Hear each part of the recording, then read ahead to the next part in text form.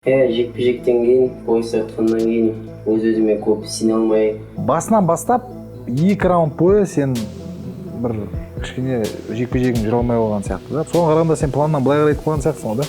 Ашыла алмадым бірінші, екінші раунд. Басында ұтылып жатқан сезіндің ба? Қаншалықты мықты физикалық түрде Аслан? Барлық жазып жатыр адамдар. Ана дейтін 27-ге худыма точно қасымда болдыма деген сияқты. Мен часто спарринг істейміз екеуміз.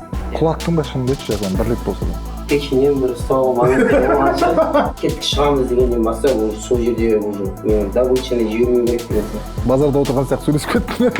Біз дейтін не только енді жабайы иттер емес, біз шығып алып қырыла келетін.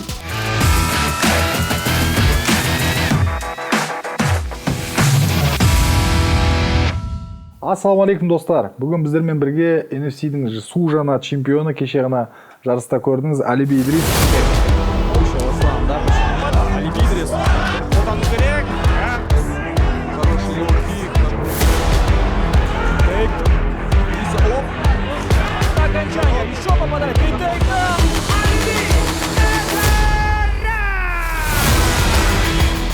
Құтты болсын, Алиби. Ассалаумағалейкум. Белбеуің.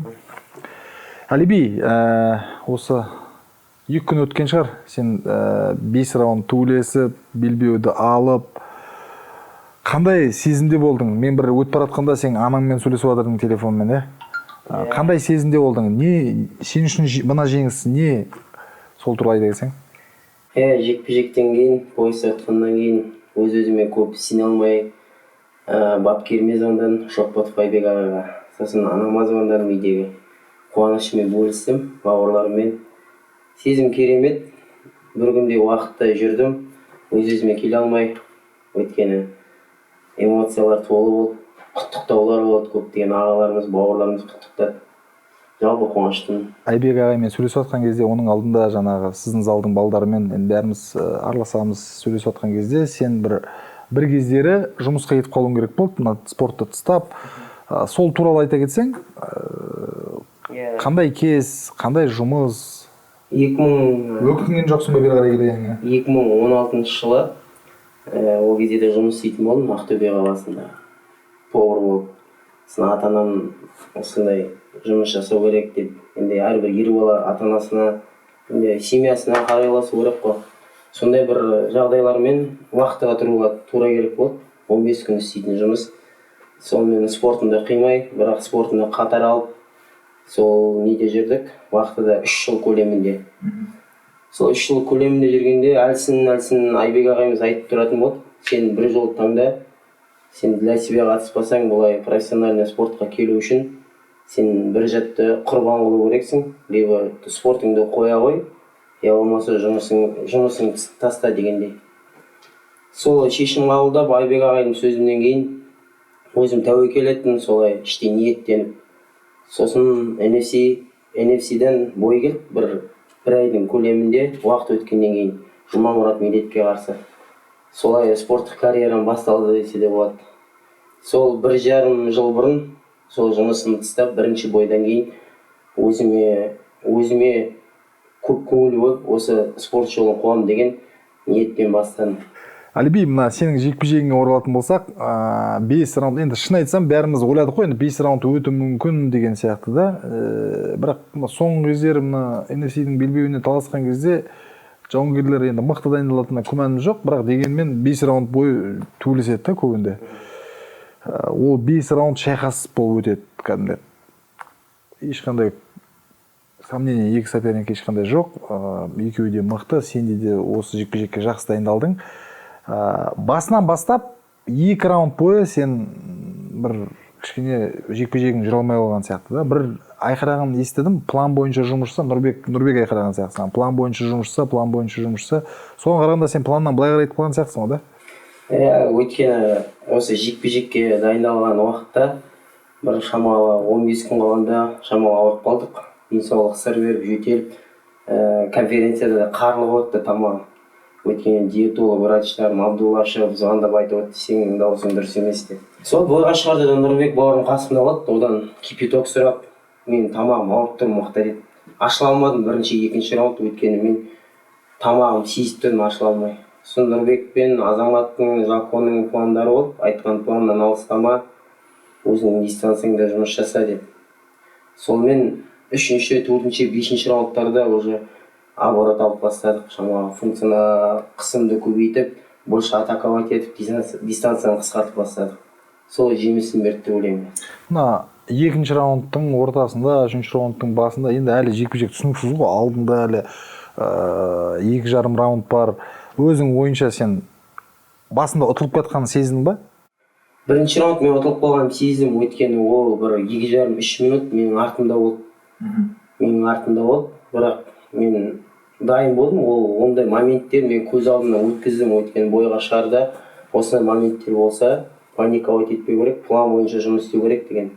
Бірақ ішіне отырар кезде бір андай не от күліп өзіме, мен әлі осындай 20 минут бар деген сияқты.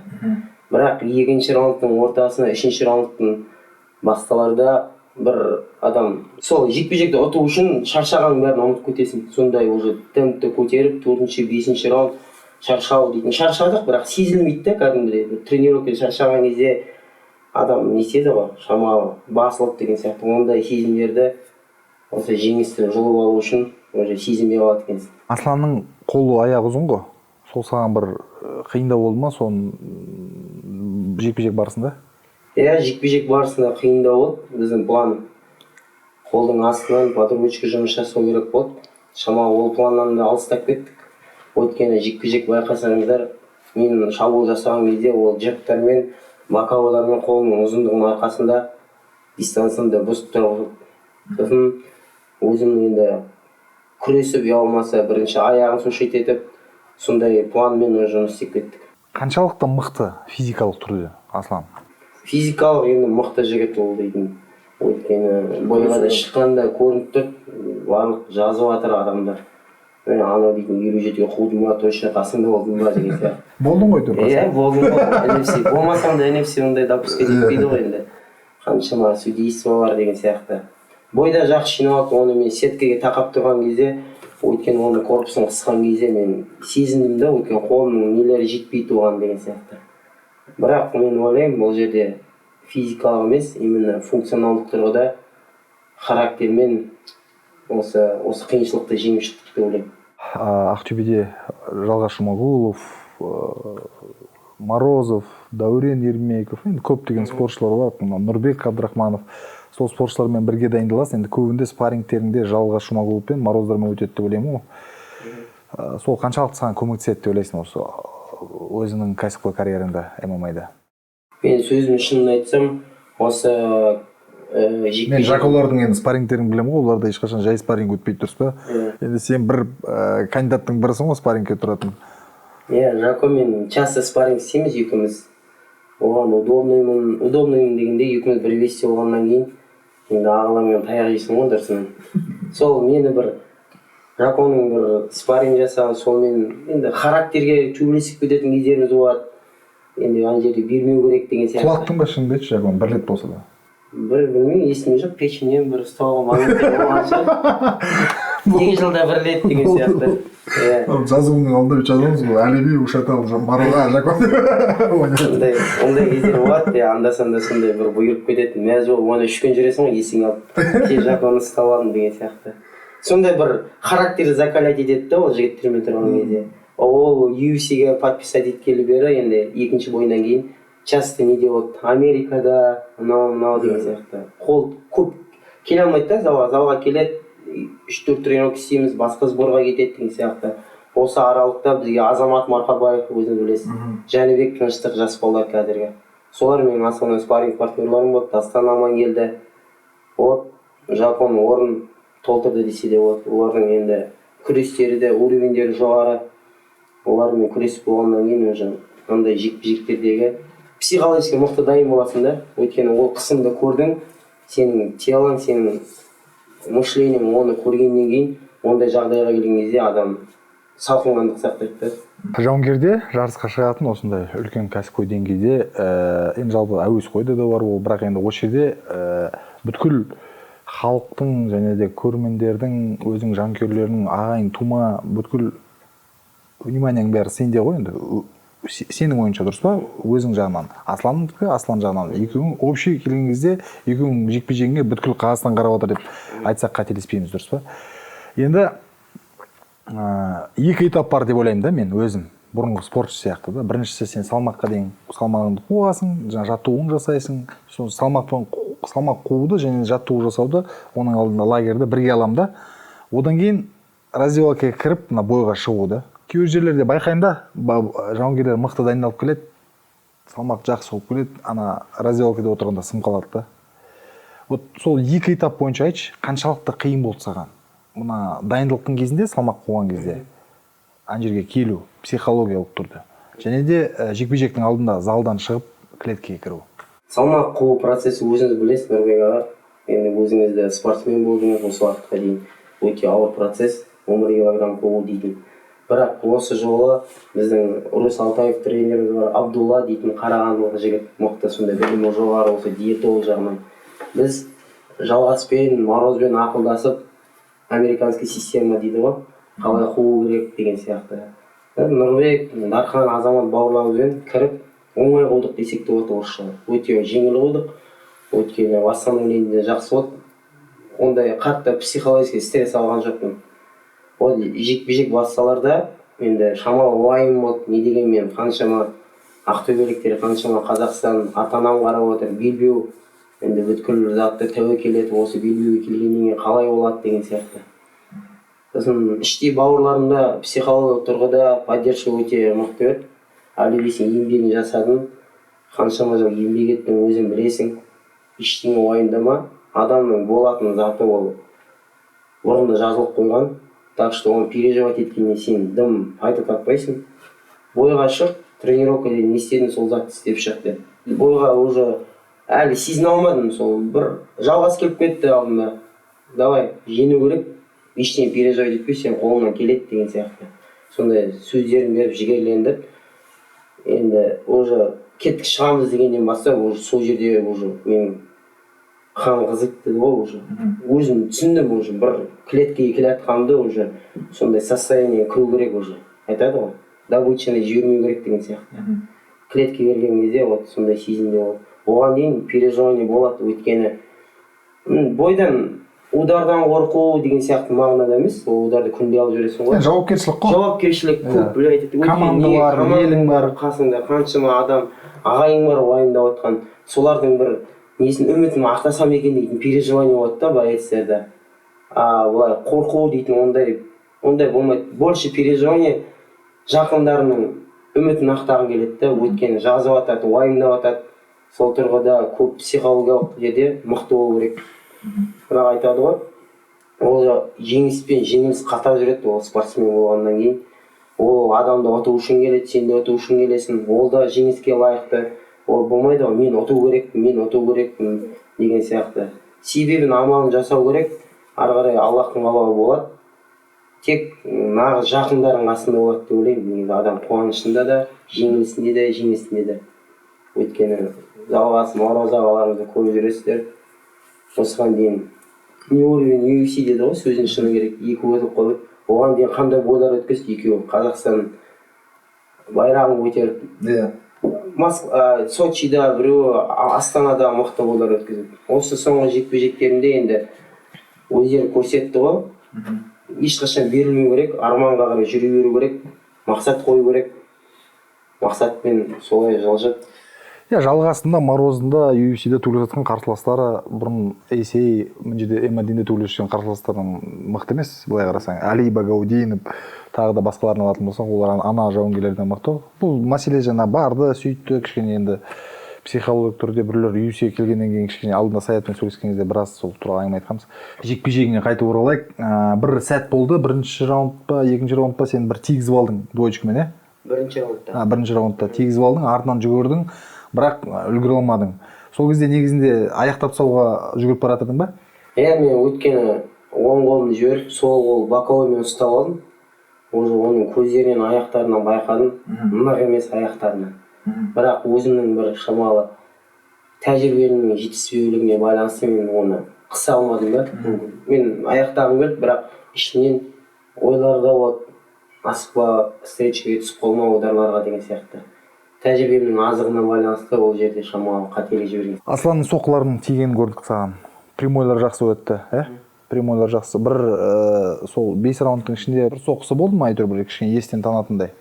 Енді өтірік герой болмай ақ қояйын, мына жерде ударларын, қолмен ударларын мен қатты сезген жоқпын, өйткені ол маған сразу өтеді, удар тастаған жоқ. Өйткені ударный зонадан шамалы қашып жүрдім, басымды алып, високтарға тиіп жүрді, прям балта кеткендей момент болған жоқ, бірақ лоу-киктарын сезімді аяғым әлі күнге ақсап кіші 2 күн бойы. Өзімнің аяғымды ұрды, оны теуіп, тізеден төмен қарай травма бәрі сол жақта болды. Бір күн бұрын жарыстан сен пресс-конференцияда біраз үндемей отырдың да, сосын что-то ең соңында бір от алып кеттің да. Аслан екеуің бір неде отырған сияқты, базарда отырған сияқты сөйлесіп кеттің. Ойнап айтамын. Дұрыс қой енді, бірақ үндемей отырып мен ойлап едім сен бүгін сөйлемейтін сияқтысың деп. Бірақ қосылып кеттің да. Көп вниманием бәрі жұманға болды ғой, Айжігітке, сосын біз енді скованный оттық та деді. Сосын не ғой, жекпе-жек біз дейтін не только енді жабайы иттер емеспіз ғой, шығып алып қырылай беретін. Біз дейтін даму керекпіз, сөйлеп үйрену керекпіз, ол жерде бойды раскручивать ету керек. Өйткені ананы береді қырылады, мынаны береді қырылады жүре берсең, ешкімге не интересно. Сен сөйлеу керек. Сол сөйлегеннің бір-біріміздің әңгімеміздің арқасында мен ойлаймын, шамалы более интересно болды халыққа. Халық соны көргісі келеді да, халық айтады қазақтан қазақ қырылмасын дейді. Бірақ көп жерлерде енді соревнование өзіміз қазақтан қырылып көрдік қой. Өміріміз өзбекпен қырғызбен қырылған шығар, қалған бәрі қазақтан қырылып көрдік. Залда шешін алып беріп болмаса, қалған бәрі. Сол олай ондай бір іштей бір кекшілдік болған жоқ. Жалпы енді сөйлейді, бүйтеді, адамға ұнамайтын моменттер болады. Сол моменттерді сол жерде айту керек болды, ол сол жерде қалды. Біз ер жігітпіз. Ол мен ойлаймын, адам психологиялық әлсіз болса, ол сол затта қадалып қалады, яғни ренжіп сол затқа. Жоқ, көрдім ғой екеуің жарыстан кейін бір-біріңе келіп шартласып. Ол келесі уголына кетті, мен ата-анаммен сөйлесіп болдым. Бір-бірімізді қол алыстық. Ер жігіт жеріне айттым, мен ренжітіп болсам, артық сөйлеген болсам кешір. Бұл спорт, сыйластығымыз үзе болсын. Сен лайықтысың деген сияқты. Ол да өзінің сондай тілегін білдіріп, сонымен қайтадан дос болдыңдар. Ер жігіт. Нема, енді реванш туралы не ойлайсың жалпы? Болашақта енді бір салмақтасыңдар, айналып келіп бір кездесіп қалуы мүмкінсіңдер деген сияқты ғой. Енді Нұрбекға бәрі мүмкін ғой. Если ол ертең тағы 1-2 бойын ұтса, енді ол заслужить етеді, өйткені жоқ, соны айтамын, айналып келеді деген сияқты. 5 раунд қарқынды жекпе-жек болды. Бәрі мүмкін. Жалпы көп сұрақтарға сол жерде қойдық қой. Точкасын деп ойлаймын мен, өйткені. Мен өз сөзім сөйледім. Мен 5 раундқа дайын болып келем. Қалай бітеді, солай бітеді. Бірақ өзіме тиесілі зат үшін мен до конца барам дедім. Мен ойлаймын, сол сөзімде тұрдым деп. Дальше енді көреміз. Более интересный ойындар болса, ол жақсы ма? Өміріңде бірінші рет 5 раунд төйлесің, дұрыс па? Бірінші рет 5 раунд төйлесің. Енді басында шаршадың, ортасына келгенде шаршадың, бірақ ең соңында жайлап қосып, сол жеңіске келдің. 5 раунд төйлей салам деген, енді спаррингте тренировка деп бөлек, жарыста бөлек қой. Жалпы бір күмәнің болды ма? Бір шыдай алмай қалатын ма деген сияқты. Сөздің шыны керек күмән болған жоқ. Өйткені мен қырғыз жауынгермен төбелес болғаннан кейін максимум 1-7 10 күн демалдым. Содан кейін барып тренировка қайтып сол процесске кірді. Алматыда Арланның өзі орынмен өттік. Ол кезде де функционалды жарыс дайындалдым. Өздеріңізге белгілі, тіл-көзден сақтасын, Еркінкеш функционалды жоғарғы дайындықта дайындайды Айбек ағайымыз. Өйткені ол маған, честно, тренировка де қиын болды чем бойда. Өйткені жаңа новый соперниктер жабылады, свежий, сен весовонкідесің, 5 раунд шыдау керексің. Сол кезде маған қиын болды. Мен психологически сол стресстен өттім өзім. Прям салбырап қалатындай состояниеға келдім. Айбек ағайым күлген, қалай стресс қалай деп. Сол стресстен өткеннен кейін бойда көп уайым болған жоқ, өйткені мен іштей психологиялық тұрғыда именно осы моментке дайын болдым. Сен 5 раундқа шыдайсың, даже 3-ші раундтан жоғары кетіп жатса, наоборот маған плюс деген сияқты. Оны секунданттарым, Нұрбек, азаматтар біледі ғой, тренировкада қалай істеп жүргенімді. Уже 3-ші раундтан кейін жігерлендіріп бастады, давай уже сен ашылдың, бас деген сияқты. Кеше енді сенің алдында Илдар Құдайбергенов чемпион болды. Көрдің ғой. Илдар Құдайбергенов ауылына барды, оған бір Геленваген сыйлық келіпті. Кеше сенің қарсыласыңа да бір уәде беріп қойған, пәтер береміз деп. Сені не күтіп жатыр, қалай ойлайсың Ақтөбеде? Илдар ағамыз чемпион болды, қуанышты болдық. Оған да бір тоқталып кетейін. Илдар ағамыз оғанда құттықтап, енді ол өзінің тілегін білдірді ғой, Әлиби, давай сен уақытың келді деген сияқты. Ешкіммен саспа, бас, сен лайықтысың деген сияқты. Асланға да айтқан, пәтер береміз деп. Енді ондай менде не болған жоқ. Квартира, пәтер, машина деген сияқты. Әркім өзіне не тиесілі затын алады ғой, ешқайда қашып кетпейді. Бүгін енді Ақтөбеге барамыз, Алла қаласа. Сол кезде көреміз. Бұлай ағаларымыз бар, жаймен өздерінің көңілдерін, ниеттерін білдіріп, олай сыйлыққа, сыйақы заттарын беріп жатқан. Жалпы Ақтөбеде де ағаларымыздың құлағына алтын сырға дейді ғой, енді сол батырымызды ренжітпей, Құдай қаласа енді Оралда табылып жатыр, сондай ағаларымыз басқа жерде табылып жатыр, Ақтөбеде табылады. Бұл жерде мәселе жаңа пәтер сұрауда емес, самое главное дұрыс бір бағытта внимание болу керек қой. Енді тағы да сені құттықтаймын, кеше мына Аслан екеуің, шынымен айтсам, енді екеуің төрлесіп жатсыңдар, өзінің кәдімгідей бұрыннан сіздерді бірінші бойдан бастап көріп жүрмін ғой енді. Өзің есіңде екінші бойда мен саған айттым, мына балдар базар жоқ ертең. Бірінші бойда. Сіздің Инстаграм парақшаңызда әлі бар. Бір 30 секундтық видео түсіріп тұрсыз, сол кезде Жұмамұрат медиатекіміз төбелесіп жатыр. Қанды шайқас болды ол шайқаста. Сол кезде сіздің сөзіңіз бар. Мен мына жігіттер дебютанттар, Алла қаласа UFC-де болады бұлар. Сондай. Ол видео, ол сөзіңізде бізге мотивация ғой. Өйткені неге сіздер енді көрген адамсыздар деген сияқты. Более өзіңе уверенность пайда болады да. Мен туралы айтып жатыр. Дальше осы бағытта еңбек ету керек деген сияқты. Сол еңбектер бүгінгі таңда мен ойлаймын өзінің нәтижесін берді деп жарым. Дұрыс, жарайсың, бауырым. Мына енді біздің студиямыздың дәстүрі бойынша жастарға кеңес деген бір кішкентай уақыт береміз. Сондықтан мына камераның өзіңде сен бүгінгі таңда чемпионсың NFC-дің. Жастарға қарап не істеу керек, не істемеу керек? Сәл бір кеңес айтып жіберсең. Ассалаумағалейкум, спортсүйер қауым, жастар, қазақстандықтар, баршаларыңа рахмет, қолдауларыңа. Ендігі ең бірінші айтарым, біз бір болу керекпіз. Қазақстан, қазақ әрқашан бір-бірін қолдау керек. Біз бөлінбеу керекпіз. Қазақта жақсы сөз бар, бөлінгенде бөрі жейді дейді. Кешегі жекпе-жектің алдында да арлан, дартин деген шат әңгімелер, бос әңгімелер айтып жатыр да. Ол дейтін әрбір дартинде де менің бауырларым жетеді. Руслан Бизиев, Жұман Жұмабеков олармен. Менің олар бауырларым. Осы команданы құрған ағаларыма Аллах разы болсын. Қаншама қазақ балдар, мықты батыр балдар осында условия жоқ, ауылда еңбек етіп жүр. Соның бірі өзімді ойлаймын енді. Жұмыстан келіп, осындай поддержка беріп, қазіргі таңда осындай жетістікке жетіп отырмын.